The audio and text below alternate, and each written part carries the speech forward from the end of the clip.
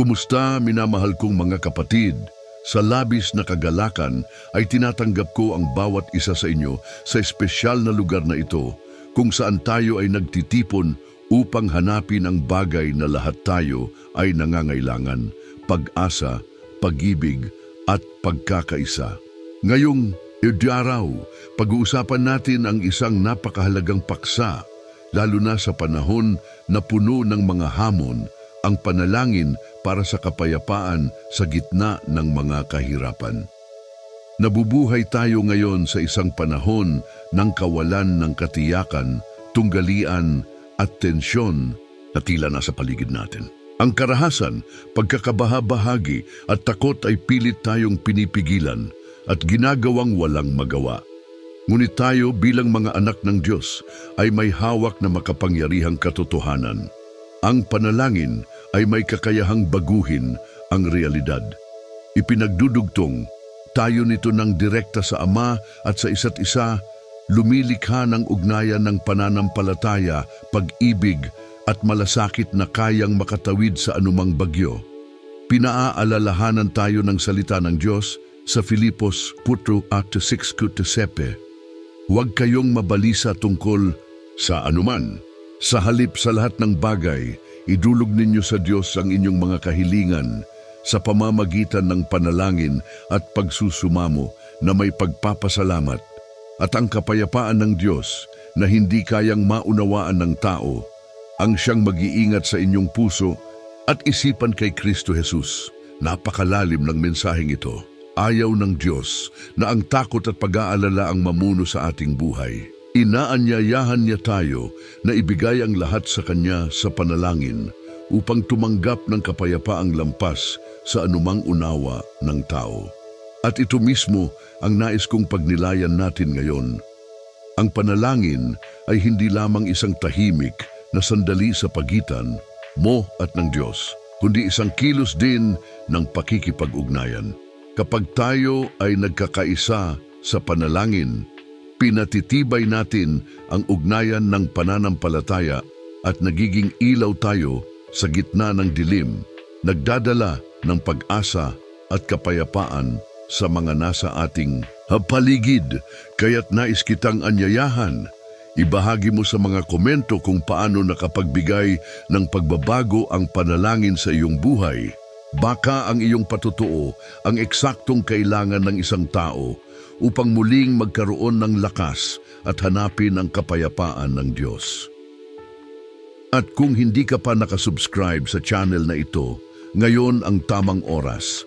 Mag-subscribe ka, i-activate ang notification at samahan kami sa paglalakbay na ito ng pananampalataya. Sama-sama tayong lalago sa pag-asa, pagtitiwala at pag-ibig. Ngayon, ihanda mo ang iyong puso, huminga ng malalim, pumasok tayo sa isang espesyal na sandali ng panalangin. Naway magkaisa tayo sa espiritu at sa katotohanan, humihingi ng kapayapaan para sa ating buhay, ating pamilya, ating komunidad at para sa buong mundo. Naway gamitin tayo ng Diyos bilang mga kasangkapan ng kapayapaan, nagdadala ng pag-ibig, kung saan may alitan at liwanag, kung saan may kadiliman. Sa pagtitipon na ito, magbubulay din tayo sa ilang mga talata ng Biblia na nagpapakita kung paano hinarap ng mga lalaki at babae ng pananampalataya ang mahihirap na panahon sa pamamagitan ng lubos na pagtitiwala sa Panginoon. At kung paano sila nagkaroon ng lakas at tapang upang magpatuloy. Huwag mong kalimutan, kahit sa pinakamahihirap na sitwasyon, hindi tayo iniiwan ng presensya ng Diyos. Siya ay laging kasama natin, nakikinig sa ating mga dalangin, gumagabay sa ating mga hakbang at sumusuporta sa atin sa pamamagitan ng Kanyang pag-ibig. Pinaaalalahanan tayo ng awit The Man to Sing sa isang napakagandang paraan. Ang Panginoon ang aking pastor, hindi ako magkukulang. Isa itong deklarasyon ng lubos na pagtitiwala. Kahit nasa lambak ng anino ng kamatayan, wala tayong dapat ikatakot sapagkat ang pastor ay kasama natin. Sa ganitong mga sandali, ang panalangin ang nagiging ating ligtas na kanlungan. Doon natin inilalapag ang ating mga alalahanin sa harap ng Diyos at doon din natin natatagpuan ang lakas upang magpatuloy. Doon din tayo natutong magpasalamat dahil kahit sa maliliit na bagay ay nakikita natin ang kamay ng Diyos na kumikilos, na nagbabago ng ating pananaw sa buhay.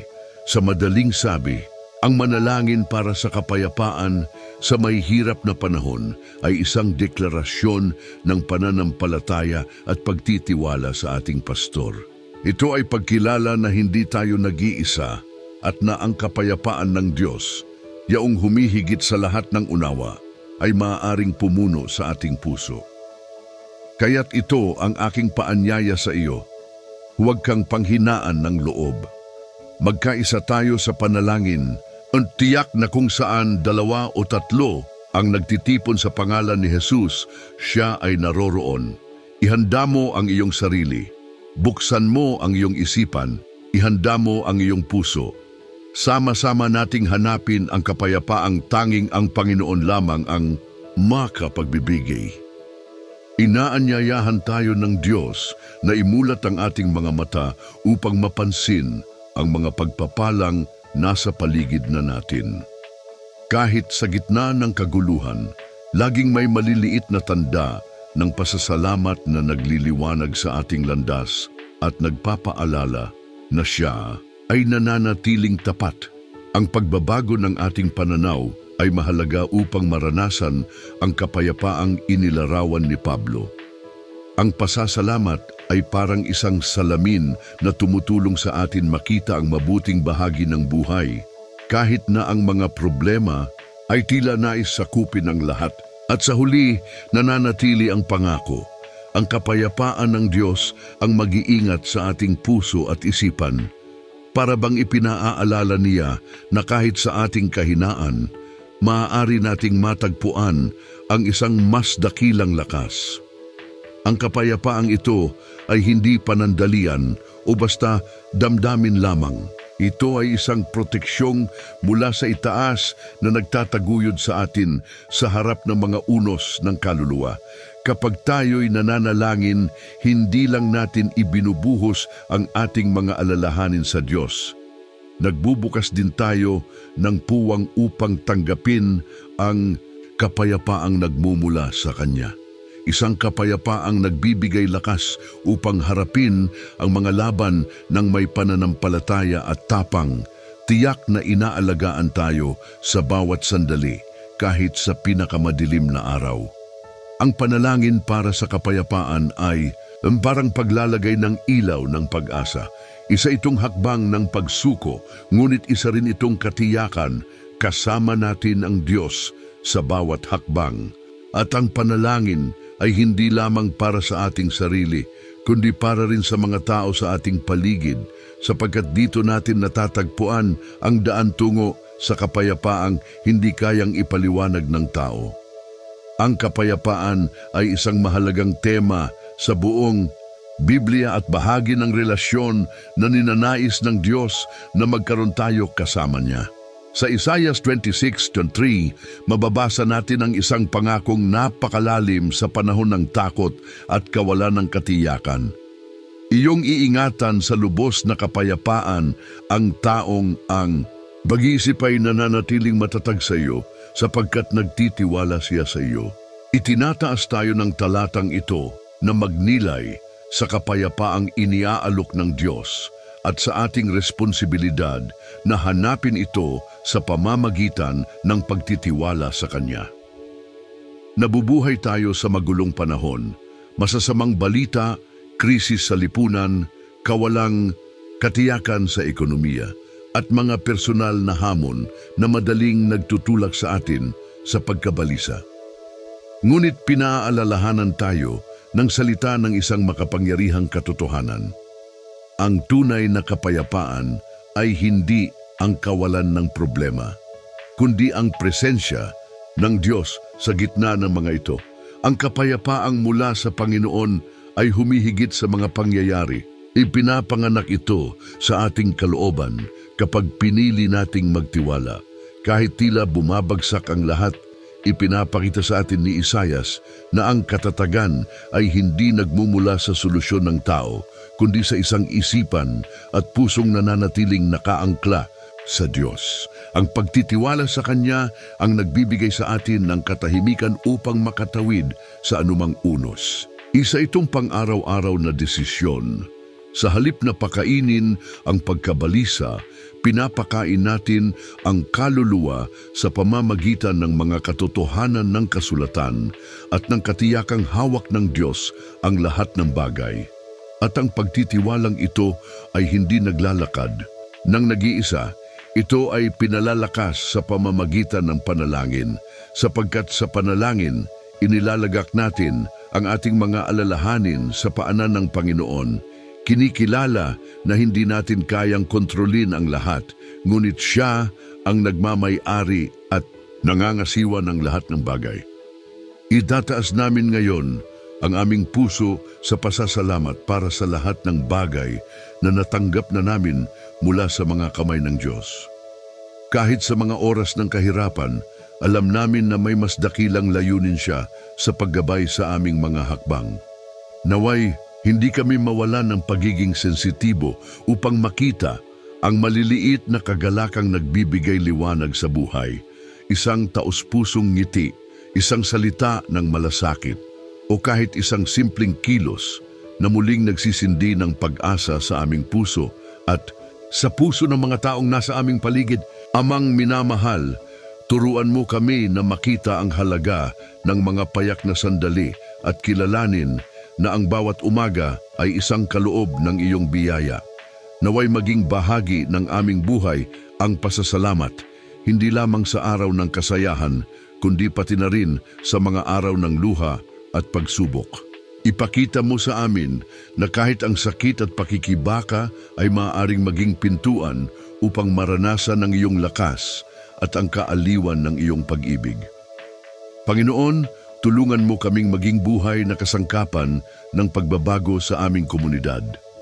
Naway, hindi lamang sa salita kundi sa gawa may pamalas namin ang hustisya, kapayapaan at dangal. Bigyan mo kami ng pusong mahabagin, sensitibo sa pangangailangan ng kapwa, lalo na ng mga naghihirap sa katahimikan at kahinaan. Naway ang aming buhay ay maging refleksyon ng iyong pag-ibig at maging kasagutan sa mga sugat at pangangailangan ng mga tao sa aming paligid. Sa gitna ng napakaraming ingay at abala ng mundong ito, bigyan mo kami ng pagkilala upang ituon ang aming pansin sa tunay na mahalaga. Ang mag-alaga ng mga tapat na ugnayan, ang ingatan ng aming kaluluwa at pahalagahan ang mga taong mahal namin.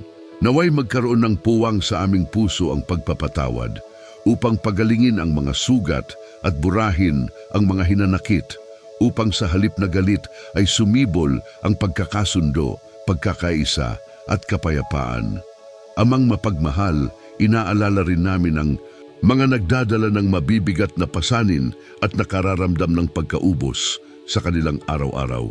Naway ang iyong kapayapaan na higit sa lahat ng unawa ng tao ang siyang yumakap sa mga pagod at pinanghihinaan ng loob, bigyan sila ng kapahingahan at bagong lakas. Ang mga nawawala sa kanilang landas ay naway matagpuan ang iyong nakaunat na kamay, gumagabay pabalik sa daan ng liwanag. Sa gitna ng maraming kawalang katarungan at sakit, idinadalangin namin na iyong alalayan ang mga lumalaban para sa katotohanan at hustisya. Naway ang mga may kapangyarihan at impluensya ay pangunahan ng etika, karunungan at habag. At kami rin bilang mga mamamayan ay magkaisa para sa kabutihan ng lahat, maging tinig para sa mga walang tinig at ipagtanggol ang dangal at ang buhay. Sa oras na ito ng panalangin, inaalala rin namin ang mga malayo, sa katawan man o sa kaluluwa. Naway maabot sila ng iyong presensya, bigyan ng lakas ang mga nakikibaka sa tila imposibleng laban. Naway madama nila, Panginoon, na kailanman ay hindi sila nag-iisa, sapagkat kasama ka nila sa bawat hakbang. At sa pagtatapos ng panalangin ito, hinihiling namin na ang iyong kapayapaan ang maghari sa aming mga puso. Naway umalis kami na may katiyakang bawat hakbang na aming gagawin ay tinatanglawan ng iyong liwanag. Bigyan mo kami ng kakayahang maging instrumento ng pagbabago sa mundo, nagdadala ng pag-ibig, pag-asa at pagkakasundo saan man kami naroroon. Nagpapasalamat kami, Panginoon, sa iyong katapatan at sa iyong walang hanggang pag-ibig. Naway ang aming mga buhay ay maging refleksyon ng iyong biyaya at sama-sama naming maitatag ang isang mundong pinaghaharian ng katarungan, kapayapaan at pag-ibig, lahat para sa karangalan at kaluwalhatian ng iyong pangalan. Idinadalangin namin ito sa pangalan ni Jesucristo, aming tagapagligtas at manunubos. Amen.